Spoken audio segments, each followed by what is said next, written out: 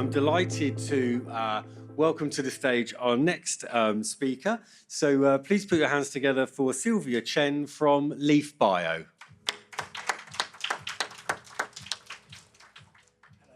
welcome. Here's your clicker. Green is forward, red is back.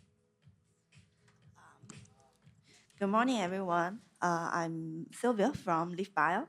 Our company focuses on one very specific challenging, that developing bio-based material alternative to fossil-based aromatic materials through furan material. So today I want to talk about why it matters, why it's hard, and what we are doing about it. So I'll start with three numbers here. The first one is 30%. That petrochemical materials are a major source of global carbon emission. Within petrochemicals, more than 30% are aromatic structures. And in China, 11 of the 36 bulk monomer above 1 million ton annually are aromatic. Globally, aromatic dominates textile and fibers and represent around 1/3 of the petrochemical monomer. That means aromatics are everywhere in packaging, textile, and electronic and automotive. So if bio wants to replace oil, aromatic must be addressed. The second number is over 100 million tons. Global plastic production was about 365 million tons in 2020, and it may reach 1.2 billion tons in the coming decade. Aromatic polyester, mainly PET, account for about 1/3. That means over 100 million tons per year. And plastic pollutions, microplastics, carbon emissions, a large part is connected to the aromatic system. If we don't solve the PET level material, we don't solve the plastic pollutions. And the third number here is only one.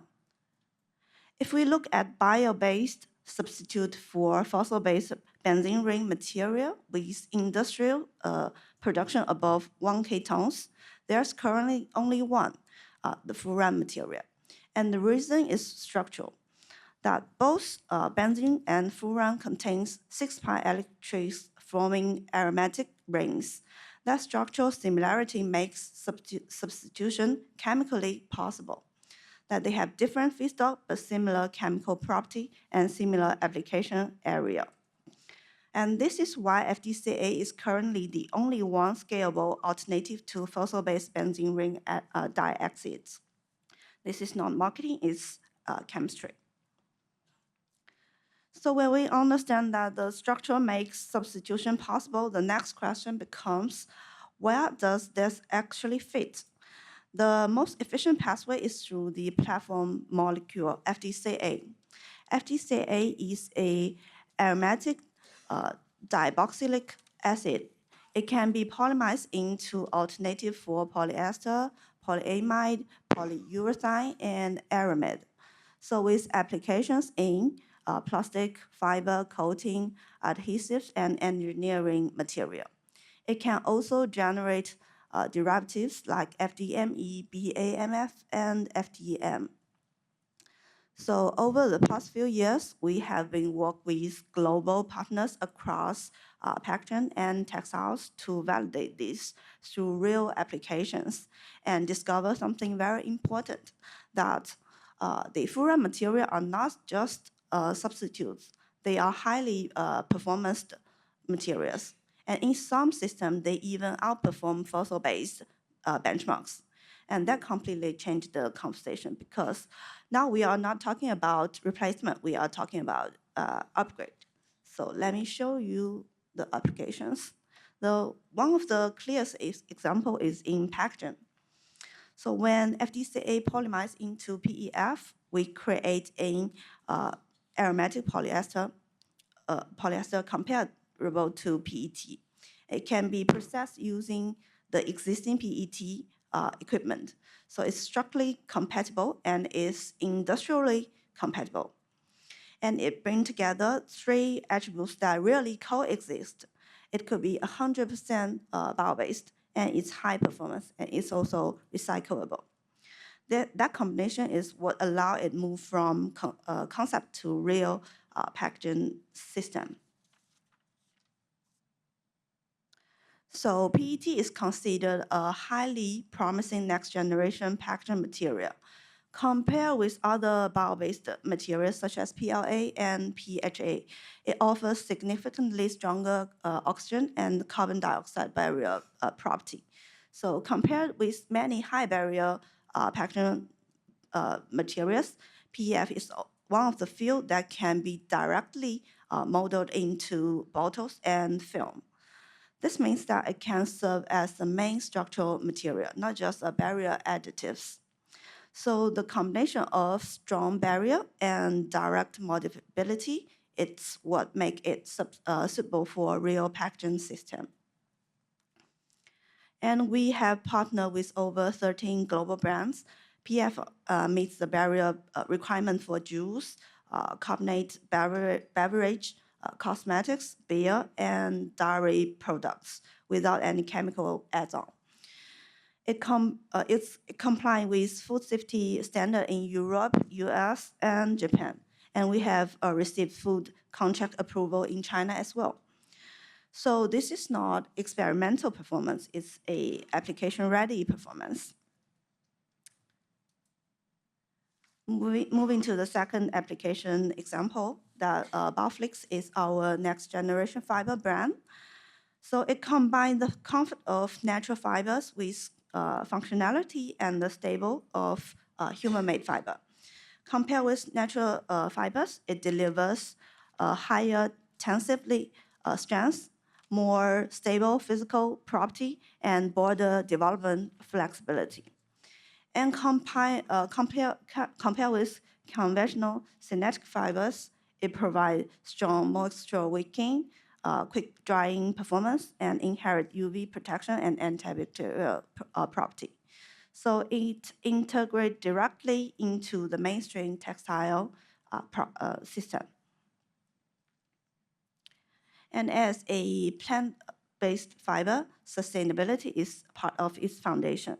So across the material life cycle, from raw material sourcing to spinning, dyeing, and recycling, Bioflix operate at low processing temperature, which means reduced energy consumption, lower emission, and less environmental impact during the production and recycling. So the sustainability is embedded into the material system itself. And over the past few years, Bioflix has progressed filament and staple fiber formats from the lab scale to the pilot scale and now to mass production. And we have also developed multi-specifications. So today, Bioflix is applied across a wide range of textile scenarios. We currently collaborate with over 20 apparel brands and more than 50 textile and fabric companies, applying this material across various sectors, including sports, fashion, home, and outdoor. So beyond the packaging and fiber, we also are actively exploring the application of FDCA in areas such as polyamide, aramid, and polyurethane. So across these systems, FDCA demonstrates advantage in heat resistance, processability, and agent resistance. So for example, when used in polyamide, FDCA help address the issue of water absorption commonly found in existing bio-based PAs. And in aramid production, it makes up for the challenge such as low yield and poor processability. And in PU formulation for coating and adhesives, FDCA impart excellent agent resistance. So furan chemistry is a platform that enables performance-driven material innovation. So last but not least, question, why do we choose Leaf Bio? So first one is the feedstock. The choice of raw material fundamentally shape both the cost reduction potential and the social acceptance of a material. Unlike most furan production routes, which rely upon fructose, LiftBio's technology is based on cellulose glucose. It could be from the waste, not the food. That means the broader supply, a lower cost potential, and a better scalability. And second, the engineering capacity. Our technology team have over 20 years of run research experience, and our engineering team has experience building the million-ton scale chemistry facilities. So we built the world's first 1K ton commercial production line for bio-based aromatic material. And in this year, we are commissioning the world's first 10K ton industrial scale facility. And this makes a transition from demonstration to industry. And we will continually expand the capacity in the coming years. And third is the strong backers that we are supported by leading industry and investment partners, including 5 publicly listed companies who are the leaders in beverage, polymer, and the chemical control industries. Strong technology, strong engineering, and strong capital support allow us to continue the scaling production and advancing bio-based aromatic material towards mainstream industrial adoption. So yeah, this is where I want to share today. And here's our contact. If you have any questions, feel free to reach us and continue the discussion. Thank you.